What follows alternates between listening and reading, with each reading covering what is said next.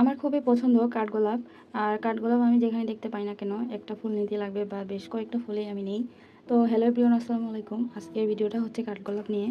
তো আমরা কুমিল্লাতে বেড়াইতে গেছিলাম, তখন হচ্ছে আমি একটা জায়গায় বেড়াইতে যাই।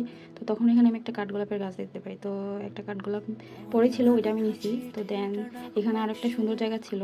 তো এখানে হচ্ছে একটা নারিকেল গাছের মধ্যে বাবুই পাখি হচ্ছে বাসা বাঁধছে। তো ওদের বাসাগুলো একবারে অনেক সুন্দর লাগতেছিল, বিশেষ করে যখন এগুলো বাতাসে দুলতেছিল। আর মনে হতেছিল যে এগুলো বাবুই পাখি করে নাই, কোনো মানুষ হয়তো বা এগুলো হচ্ছে বাসাগুলো বেঁধে দিয়ে গেছে ওদের। তো এরকম কিছু না, এগুলো হচ্ছে বাবুই পাখি নিজেই হচ্ছে বাসা বাঁধছে থাকার জন্য।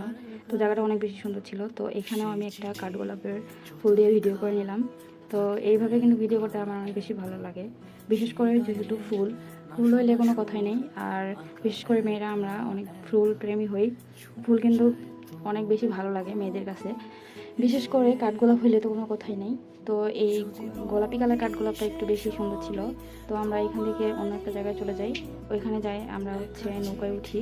তো নৌকায় উঠে আমরা মানে অনেক বেশি এনজয় করছি। আর এটা আমি ফার্স্ট টাইম মনে হয় নৌকায় উঠলাম। আর এখানে অনেক সুন্দর একটা পরিবেশ ছিল। তো ভাবছি যে এখানে একটা ভিডিও বানাই। তো শেষে আমরা যখন চলে যাই, মানে আমরা অটোতে উঠছি, তখন ভাবলাম যে আরেকটা ভিডিও বানাই নিই।